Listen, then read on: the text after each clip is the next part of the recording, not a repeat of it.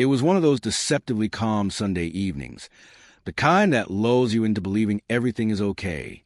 The pace of the world slows just enough for the chaos of the past week to fade into the background, but in that stillness, you're forced to confront the truths you worked hard to ignore. It's the sort of quiet that doesn't comfort. It exposes. The kind of night where the weight of unspoken disappointments becomes impossible to shrug off, and all the lies you tell yourself begin to crumble. I hadn't intended to unravel my marriage that night. Sarah, my best friend since college, showed up without warning. She had an uncanny ability to know when I needed someone close, even when I hadn't said a thing. We settled into the couch, familiar cushions cradling us as the soft amber glow from a single lamp painted gentle shadows across the room. A half-drained bottle of wine rested on the coffee table, its contents slowly dissolving the last of my emotional defenses. Upstairs, Nathan was, at least as far as I knew, digging through boxes in the storage room, probably lost in one of his many half-finished hobbies. He had a knack for keeping himself busy, especially lately, when conversation between us had become more of an obligation than a connection. We still went through the daily routines, meals, errands, bills, the occasional surface-level chat about groceries or the heating. But the emotional closeness we once shared had thinned to something delicate and distant. The quiet between us had taken on meaning of its own. And that night, I couldn't fake it anymore. "I don't know, Sarah," I said, pressing my fingers to my temples, hoping somehow to massage away the ache blooming behind my eyes. Some days, I just wish I hadn't married him. The moment those words slipped from my mouth, something shifted. A cold, gut-deep twist took hold, as if I had released something permanent into the air, something I couldn't take back. The room seemed to grow colder. Sarah stared at me, her brow creased in concern. "You don't mean that," she replied, too quickly, her voice a little too firm to be fully convincing. But the truth was never simple. A part of me absolutely meant it. That weary, stretched-thin part of me that had been surviving on empty for far too long. I still care about Nathan, or I thought I did, but the love had changed shape.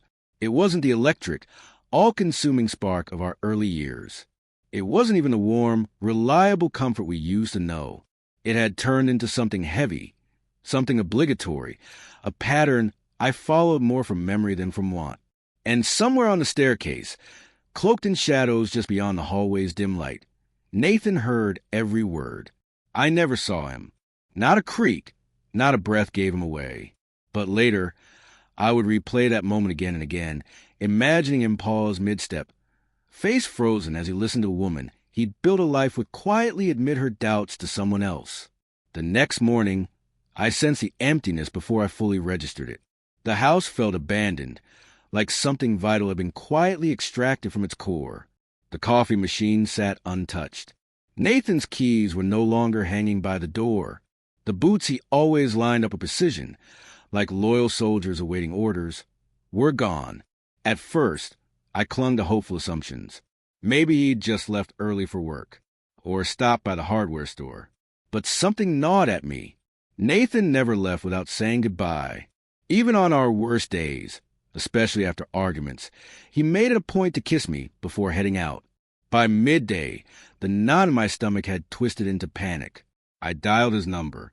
It rang endlessly before going to voicemail. I sent a message. No response. I found myself seated at the kitchen table, eyes locked on my laptop screen, silently begging for some explanation to appear. That's when I saw it.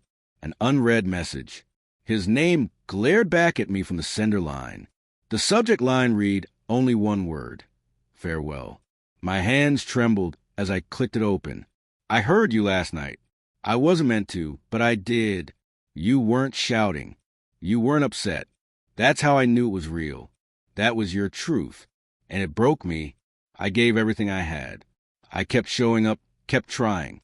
But all along, you were quietly regretting me. I won't stay where I'm only endured. Don't search for me. The divorce papers are already in motion. I'm not angry. I just won't be anyone's mistake. Nathan." I sat frozen, rereading his words over and over, each line hitting like a fist to the chest. His message didn't carry bitterness, only finality. It was clean, Precise, a severing of ties without drama or cruelty. Panic overtook me. I rushed his office, desperate for a chance to explain, to rewind time. But the receptionist calmly informed me that Nathan had resigned earlier that morning, packed up his things, and left behind no contact details. By evening, his phone was disconnected. His social media profiles vanished. It was as if Nathan had carefully erased every trace of himself from the life we once shared. I reached out to mutual friends. No one had heard from him. Even his brother offered nothing beyond a vague statement that Nathan needed space and didn't want to be reached. And then, without fanfare, the divorce documents arrived. Everything filled out, his signature already there. I wasn't consulted. I wasn't asked. I was simply notified. A place for me to sign, like I was signing off on a delivery. I waited for the anger to hit, for denial to rise up and drown me. But all I felt was a crushing sorrow, so deep it hollowed me out. A sorrow not just for losing Nathan, but for the love I allowed to wilt unattended. I remembered how he used to look at me, like I was the most beautiful part of his world. The little things, his gentle hand on my back when I couldn't sleep, the scribbled notes he left on the fridge when he left early, each signed with a heart and a messy doodle. He hadn't given up. And the cruelest part?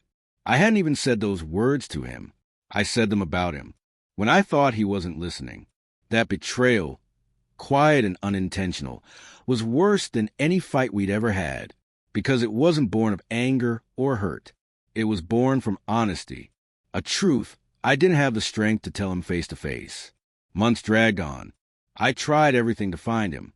I even hired a private investigator. But there was nothing. No new address, no financial activity, no digital footprint. Nathan hadn't just left me. He'd disappeared. He stepped away from the wreckage of our life to reclaim his peace. And for the first time, I truly understood. Hearing those words hadn't just wounded him. It had revealed a reality he'd been afraid to name, that I had stopped choosing him, that I stayed out of routine, not affection. So he did the hardest, most courageous thing of all. He walked away. Now, some nights, I lie awake staring at the ceiling, wondering where he is, if he's happy, if someone new sees in him what I failed to cherish in time, if she wakes up beside him knowing she's made the best decision of her life. Because that's what he was for me. Only I realized it far too late. Nathan didn't storm out. He didn't burn bridges or slam doors. He left with silence and dignity, leaving behind no evidence, just the echo of one final line. A sentence I will carry with me always. I just won't be anyone's mistake.